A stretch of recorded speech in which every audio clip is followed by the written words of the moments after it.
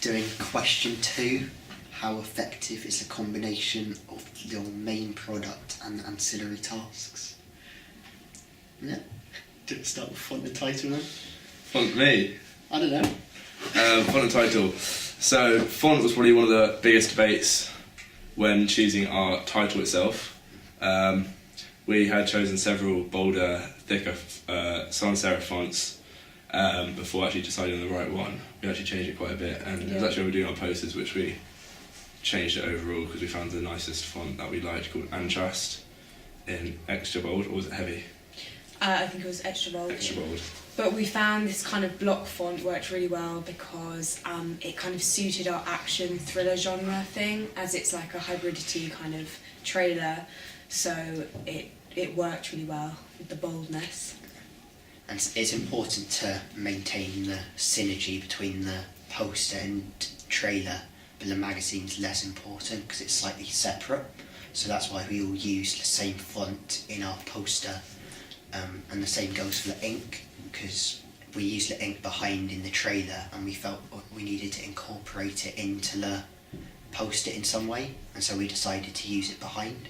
We all felt this gave it quite a powerful effect. Yeah, and it was also good continuity between each of our pieces. Yeah, all of us had the ink in the poster. We did all have somewhere. the ink, which we all did red, didn't we? Yeah. It To was all red. keep to the Like title, connotations of blood, danger. And death. Sort of quite. Yeah. And then for the magazine, as it's separate, myself and Ewan chose not to use the ink and an entirely different font, but Emma chose to Well, use I it in some way. used the ink, but I did use a different font. It was much more similar to kind of like my inspiration, kind of Empire.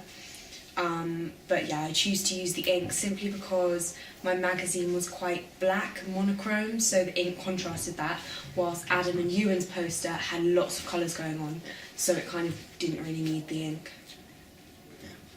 Fonts as well, for narrative graphics and stuff. Yeah. What do we use? We used the used same. we used Avenir Next. Yeah. We used Avenir Next in heavy, which was then overlaid with textures and grungy vibe things to fit the thriller sort of urban environment of our trailer. And then we all used the tagline, 3 men, 2 decisions, 1 choice in our poster. It isn't needed in the magazine though. And we all used it in slightly different ways, but mostly with the red that stands out. It's quite bold, indicates the thriller genre.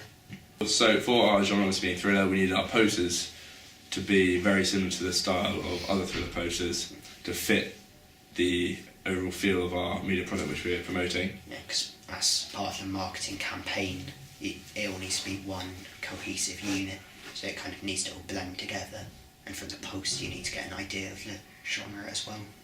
But with the magazine that's less important, and so we used a wide variety of different styles. I thought the mainstream, we both did mainstream, but you kind of did a India one, didn't you? Yeah, well, I based mine more on Little White Lies-esque theme, mixing with probably a bit more sight and sound to get the text on the cover. But yeah, Emma, you did. I kind of based mine on Total Film and Empire. It was kind of following similar conventions to what Adam based it on as well. So it was more about, as much content as you could pack into the And magazine like page. intertextual references was And key to us. intertextual references, yeah. So rather than having a core, strong central image like Ewan did, and kind of basing the attraction of the poster on the visual elements, ours was much more about the content as well. So, yeah. Next, we will talk about the central images of our pieces. So poster and magazine, that is, where we all took a separate photo shoot to create a stronger, bolder image that we can work with after we designed our poster and knew exactly what we wanted that image to look like. Yeah, that's quite a common thing to do for a mainstream film, is to have a separate shoot and not to just take stills from the trailer. So it's quite an important thing that we did. We tried initially lifting some photos from our trailer footage, but we found that the quality wasn't as good as we wanted to, especially as good as we wanted it to be, especially as we knew these posters were going to be enlarged by at least A3 size. So I believe we each went out and took our own For photos. my poster, I managed to find some good quality photos from the trailer, so I used them for the poster, but for the magazine, I felt it was needed to get a better quality. Yeah, I think a key part of that though was actually the hardest part about lifting images from the trailer was actually being able to cut out the actors, because a lot of what we did in Photoshop was cutting out the characters and actors and then placing them on another background, which was harder to do and it was not as good quality. Robbie was the key selling point of most of our tasks. He was central on my poster, central on your magazine And poster.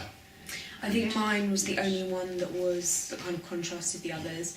He was less central on mine, apart from his name featuring first on the poster and also in the magazine, like talking with Robbie White, this kind of thing.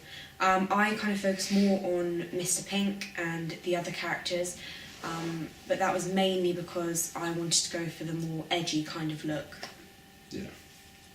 Yeah, in my poster I wanted to kind of show all of the characters, so I felt this was quite important and show that all of the, so they can put a picture to the name, whereas you chose to just use. Oh yeah, two of them. I chose the two, well my eyes what the two of the main characters were, and wanted to show the sort of good versus evil within our trailer. So I had Robbie, the good guy on the left hand side facing away from the baddie, who was Charlie Fox with the beard.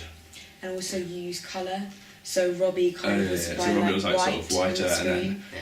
and Charlie was in a Charlie faded black to black. area, so it was like good versus evil. I think we all tried to kind of show the divide between them in the poster. I tried to show through the placement, like Robbie was below all the other characters. With my one, I was inspired by the poster of Eastern Promises, so I kind of took a slightly different route. I did our main character, the girl's hands kind of crossed over. So I actually didn't have a central image of someone's face or their body, it was just the hands. But I kind of showed that division through a separate banner below with kind of headshots of our main male characters.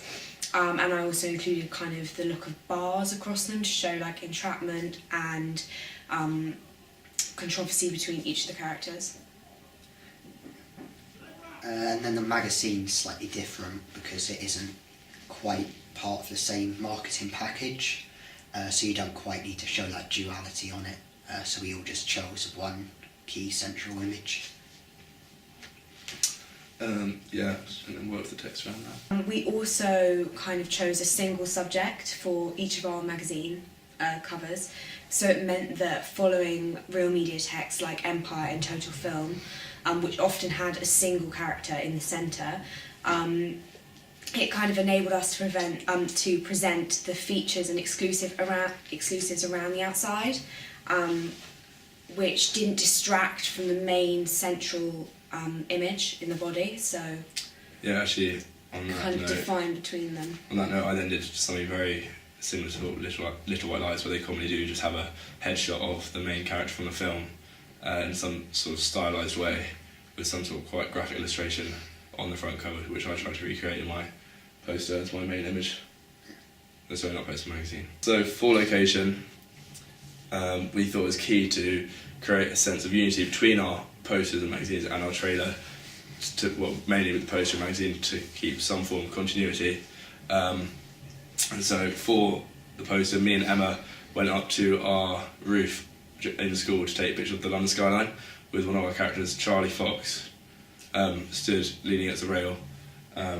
I then went on to use that in my poster, but unfortunately the actual skyline wasn't close enough to my main character, and so there's actually a massive gap in the top right corner of my poster where I wanted there to be more skyline, and so I actually ended up using a image found online, which then I cropped out the main actor and the surrounding bar that he was leaning on, and put that on top of the London skyline, whereas you use it for your magazine. I didn't use the image of the skyline for my poster. I just used it in the magazine, and I kind of kept this distance that you was talking about, because for me this allowed kind of a difference to be made between the features and the main central image, so it worked well for me.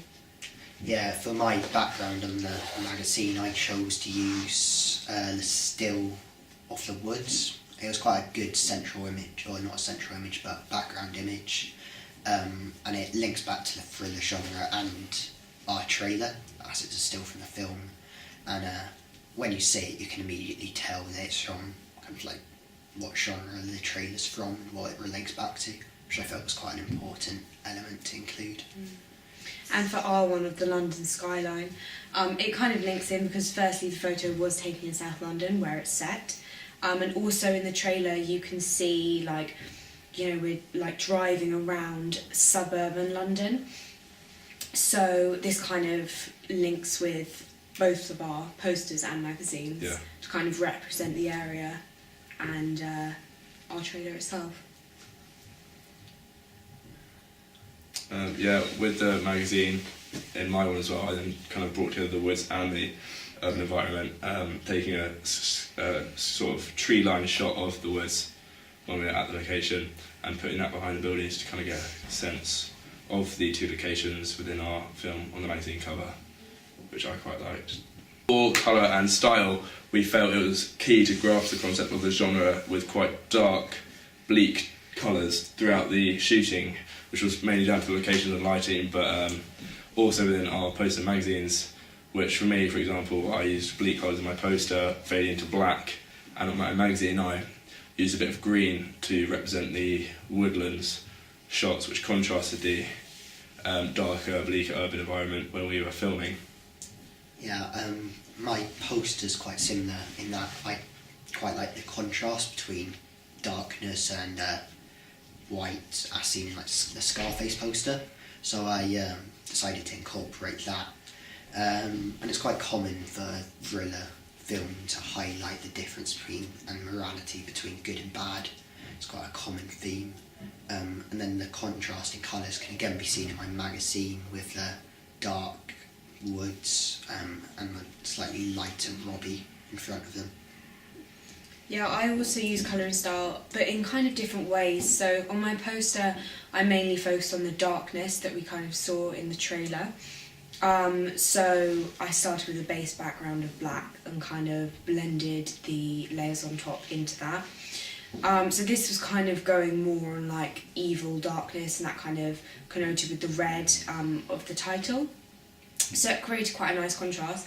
But then for my magazine, I played on more of the good versus evil. So the image that Ewan and I took of the skyline was obviously very bright because it was during the day, whilst Charlie was wearing dark clothes, so it could be seen as Charlie was kind of the evil against the good, and kind of the morality plays, so this kind of thing. More on the good versus evil actually, within our trailer as well. For our unique selling point being the colour and style, we felt it was key to sort of highlight which characters were good and which were bad. And at the beginning there's this key shot where there's the three male robbers